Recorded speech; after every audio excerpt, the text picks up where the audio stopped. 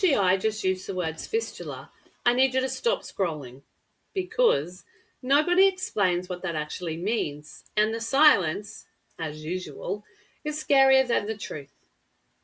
Hi, I'm Kate, and today we're talking about fistulizing Crohn's, what it actually is, why the body does it, and what needs to happen next. Now, this matters right now because the most dangerous thing that I see families do is wait. Not because they don't care, but because no one gave them the full picture. Now, the moment the word fistula landed in our family, we had no idea what that meant. We didn't understand what it was going to involve, and we definitely didn't know what it wasn't. My husband has had 3 surgeries. What the early signs looked like for us before were constant, symptoms of the fistula. So we let it go for a while, hoping that it would heal itself. We didn't understand that that's not what happens with a fistula. They need antibiotics, biologics, Seton maybe, and sometimes surgery. So I get the same phone calls from Crohn's families after the GI appointment. They actually, like we didn't understand what it was, and they've got the same problems.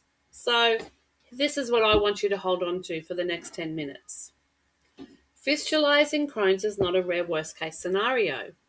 Studies suggest it develops in roughly 20 to 40% of people living with Crohn's over their whole lifetime.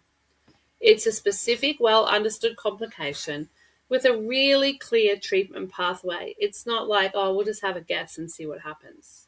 And it's not the moment to panic, but it is also absolutely not the moment to wait and see, like we did in the early days. The same middle path is getting informed, getting the right team around you, and moving calmly, but without delay. So what is a fistula? Well, a fistula is like a tunnel, not a wound. When you have Crohn's, transmural inflammation goes straight through the full thickness of the bowel wall until it finds somewhere to go. So imagine that. This is inside, this is outside. Here's your wall. It goes straight through, just like a tunnel. And that's what actually makes it easier to understand. Now, why the gut forms it? The gut forms it because it's got to have somewhere to go. Because Crohn's isn't surface level. And when inflammation goes all the way through, the body's repair attempt can create a channel instead of actually closing up that wall. So what happens? There's 4 main intervention levels. Antibiotics to manage infection, biologics to calm the underlying inflammation, Seton placement to keep that tract open safely while healing, and surgery when the anatomy requires it. So each one of those things is a tool. None of them are a failure. So, for example, my husband's experience moving through that ladder was, in the end, quite easy once we understood what was happening. As I said in the beginning, we were just totally confused about what it was. We thought, okay, like there's a bit of a tunnel, like that'll clear up. You cut your hand, obviously that cut closes and it goes away. We didn't get it. We did not understand. So the other things that you need to understand as well, I guess it's a naturopathic support as well that fits with this medical treatment. So you need nutritional status. You need to make sure that you're doing well with that. Immune resilience, gut microbiome repair, and also stress physiology. And definitely, as I always say, none of that replaces a medical ladder. It runs alongside it. So a family in my clinic who combined GI care with that naturopathic support, the collaboration looked like this on a day-to-day basis. They proceeded through the medical care, and where appropriate, we offered naturopathic support.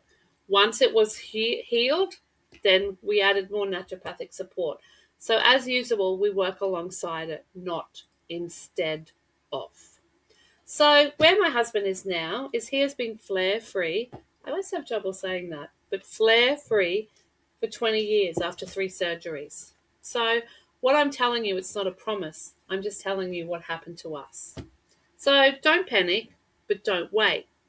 Make sure you take appropriate action. And if you know something like that is going on, get in touch with your GI team straight away and take action. Also, make sure that they take action as well and that you understand each step of the process and why it is happening. I think I've mentioned before, okay, I've got a fistula. They're going to give me a biologic. Probably that's not the right approach. You need to be moving through the steps in the ladder. So if this video gave you language you didn't have before, share it with someone who needs it. Because, as I always say, informed families make faster, calmer decisions. If you want to go deeper, the next video in this series covers biologics and what questions to bring to your GI. I'll see you then. Have a beautiful day.